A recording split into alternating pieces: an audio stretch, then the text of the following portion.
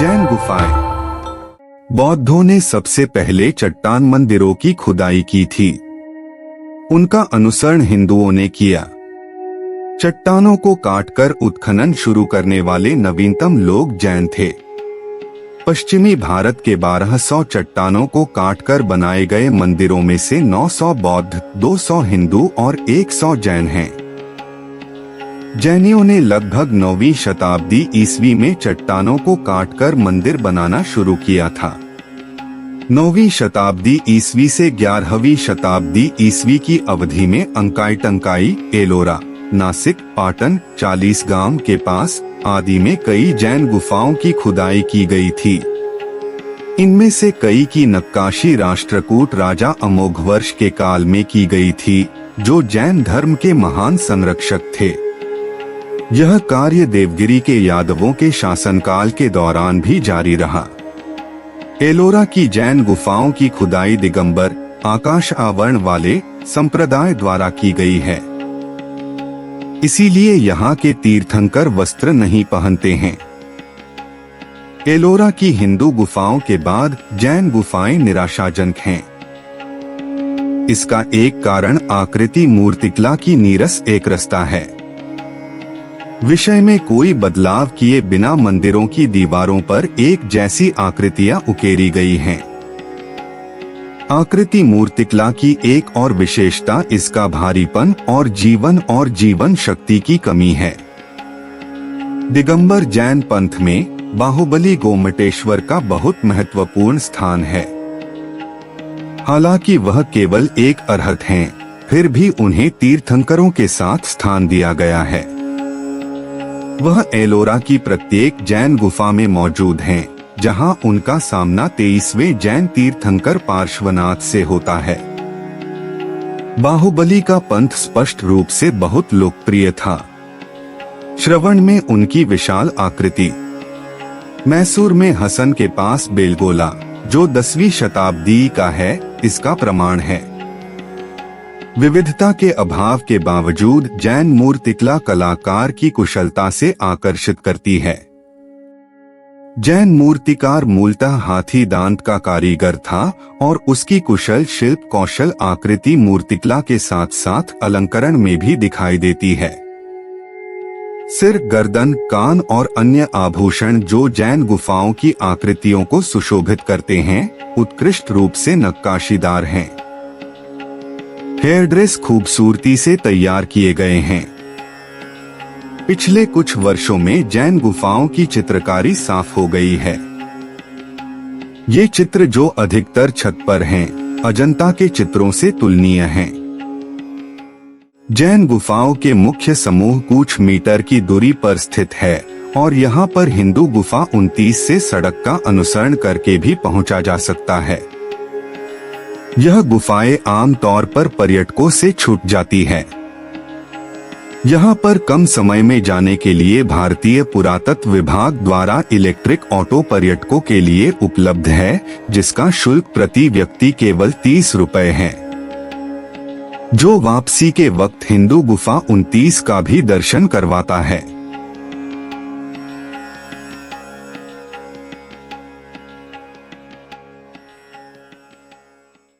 गुफा संख्या 30।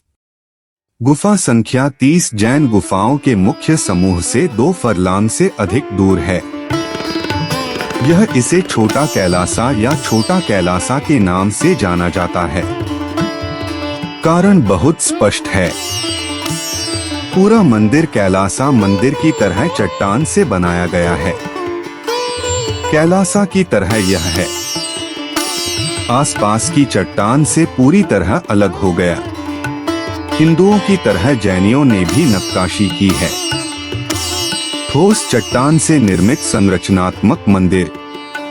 फिर कैलासा की तरह यह जैन मंदिर द्रविड़ भाषा में शैली है।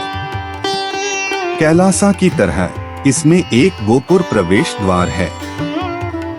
कैलासा के साथ उन समानताओं को उकेरा गया है। इसके लिए छोटा कैलासा की संज्ञा दी गई है। पार्श्व गलियारों सहित मंदिर का क्षेत्रफल 130 फीट गुणा 80 फीट है।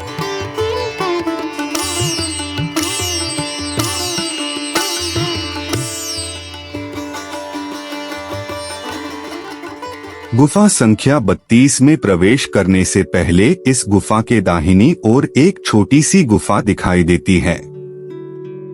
इसमें 4 स्तंभ हैं और पीछे की दीवार में एक छोटा सा मंदिर है। सर्प द्वारा संरक्षित 23वें तीर्थंकर पार्श्वनाथ को चित्रित करने वाली एक बेहतरीन मूर्ति। राजा धर्मेंद्र अपने 7 फनों के साथ।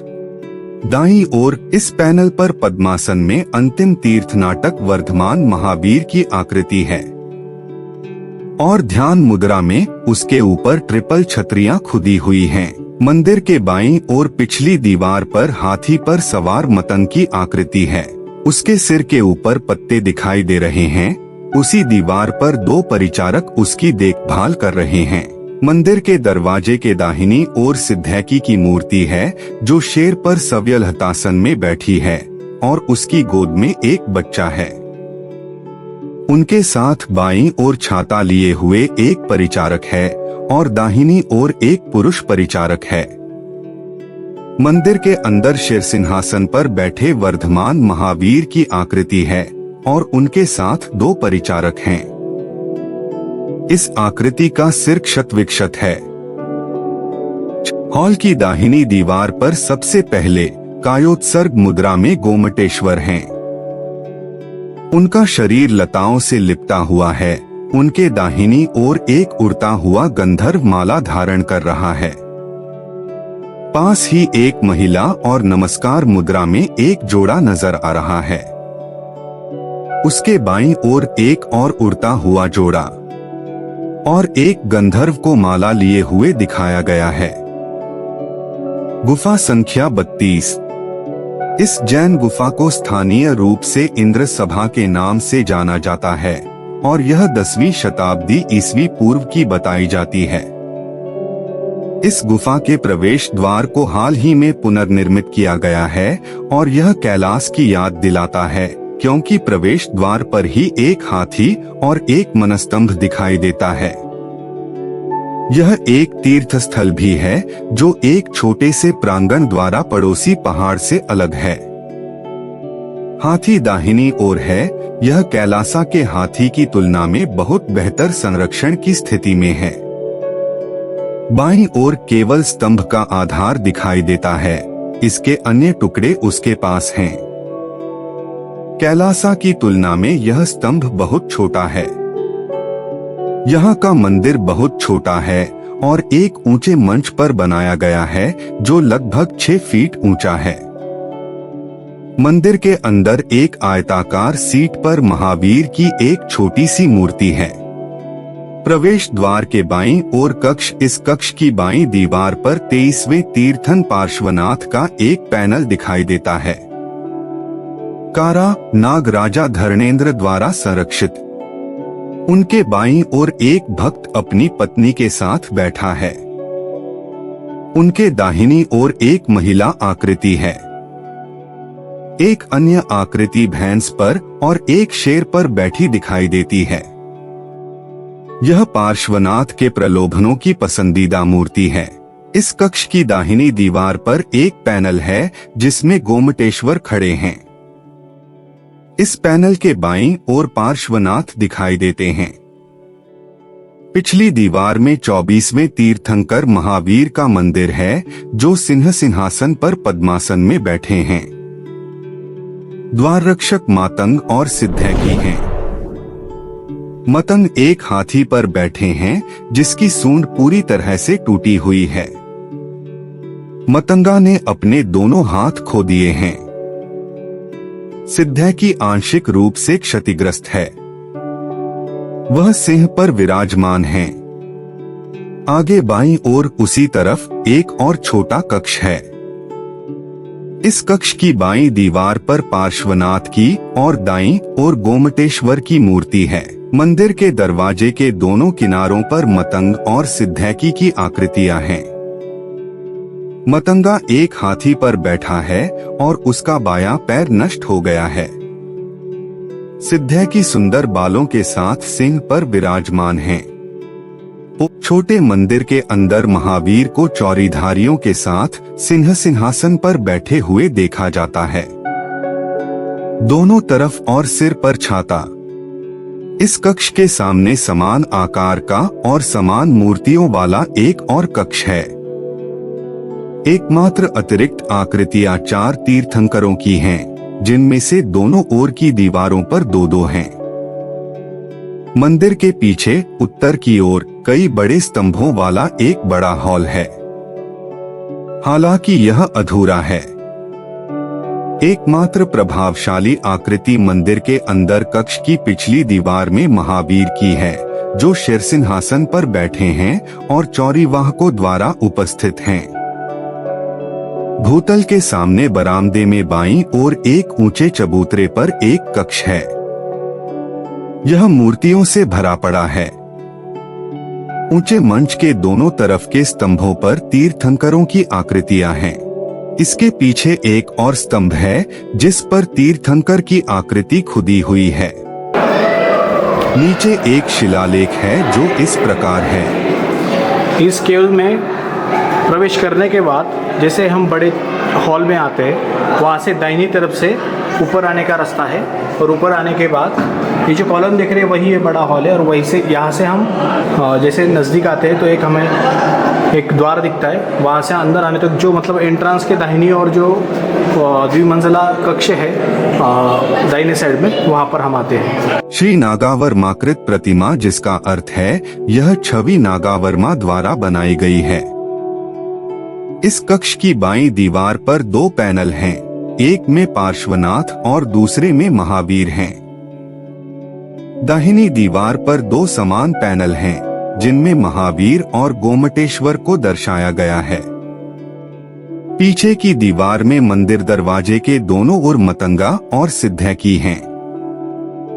मंदिर के अंदर महावीर की आकृति है। चित्रों के कुछ अवशेष हो सकते हैं।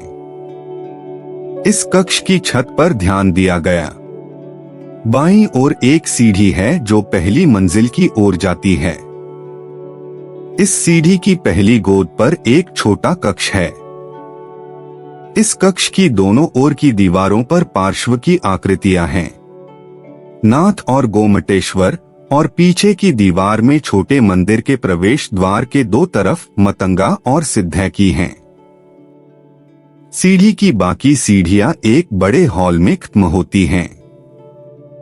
इस हॉल के बरामदे की माप 54x10 है। इस बरामदे के प्रत्येक छोर पर मतंग और सिद्धैकी की विशाल आकृतियां हैं, जिनमें से पहली हाथी पर और दूसरी शेर पर बैठी है। सिद्धैकी के सिर के ऊपर के पत्तों के विवरण से तोते, अन्य पक्षियों और बंदरों की आकृतियां प्रकट होती हैं। छत, जिसे कभी खूबसूरती से चित्रित किया गया था, 12 अत्यंत सजावटी स्तंभों द्वारा समर्थित है। ये 4 प्रकार के होते हैं। आधार वर्गाकार और स्तरों में है। इसके ऊपर शाफ्ट मध्य तक सादा और चौकोर है।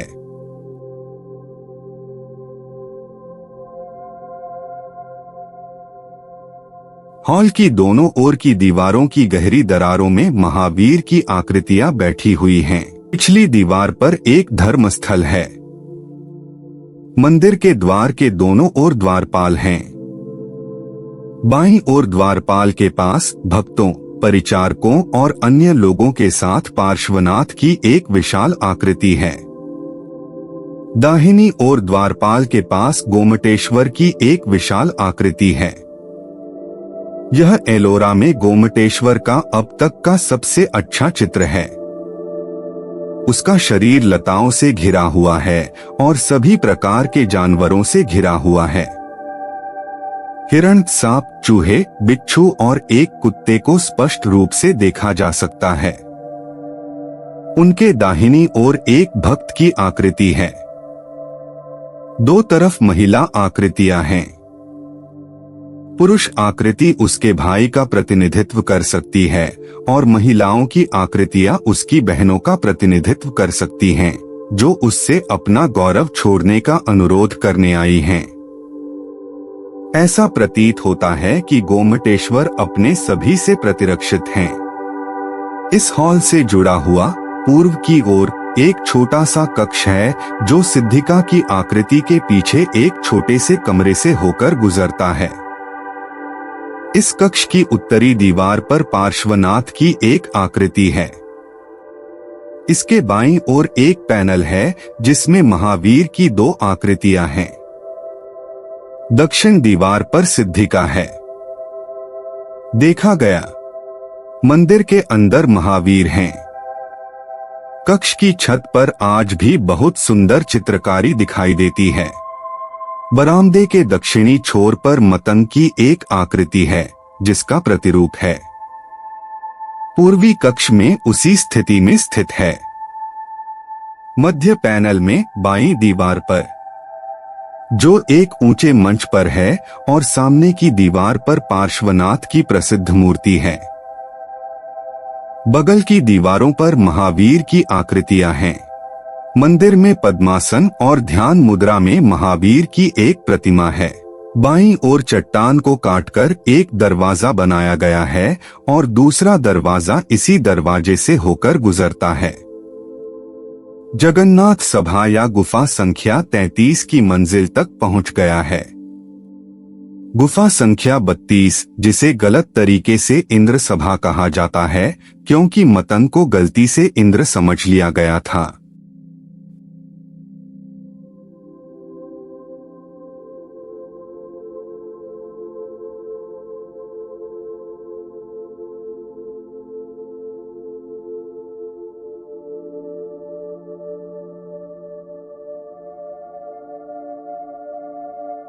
इस हॉल के प्रवेश द्वार के 2 तरफ मतंग और सिद्धिका हैं।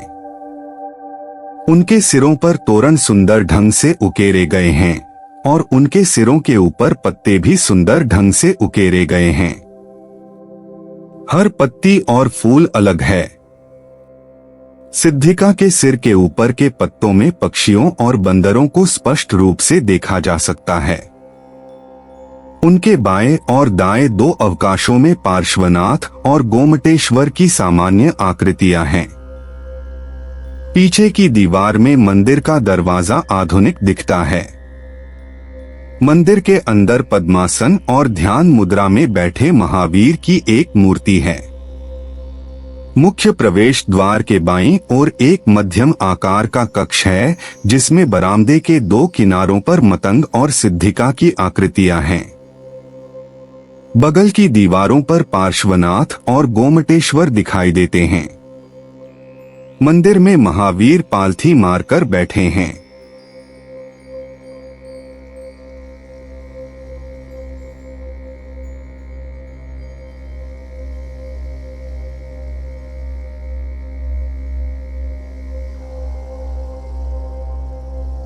पहली मंजिल।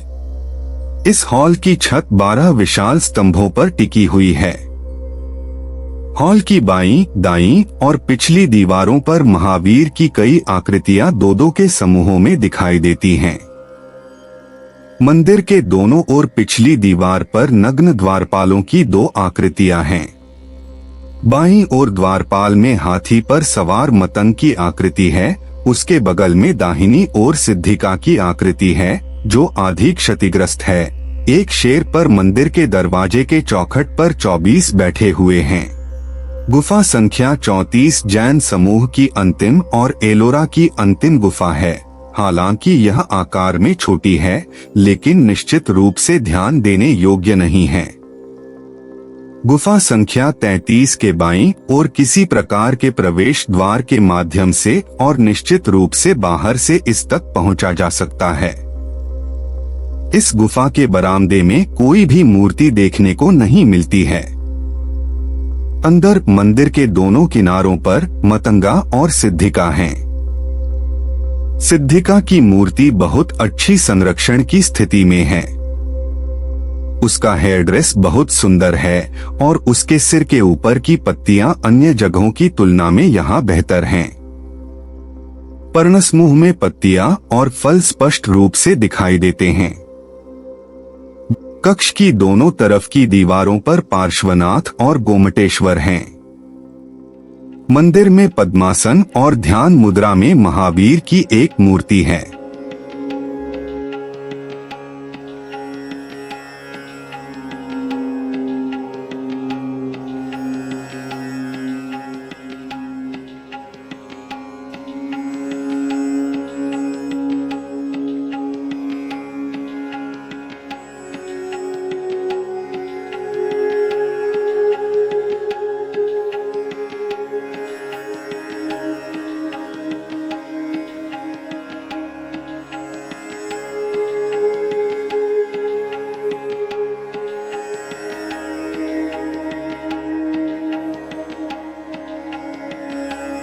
हमारा यह वीडियो पसंद आता है तो इसे लाइक करें, चैनल पर नए हो तो सब्सक्राइब करें और बेल आइकन को प्रेस करें ताकि हमारी आने वाली सारी वीडियो सर्वप्रथम आप तक पहुंचे।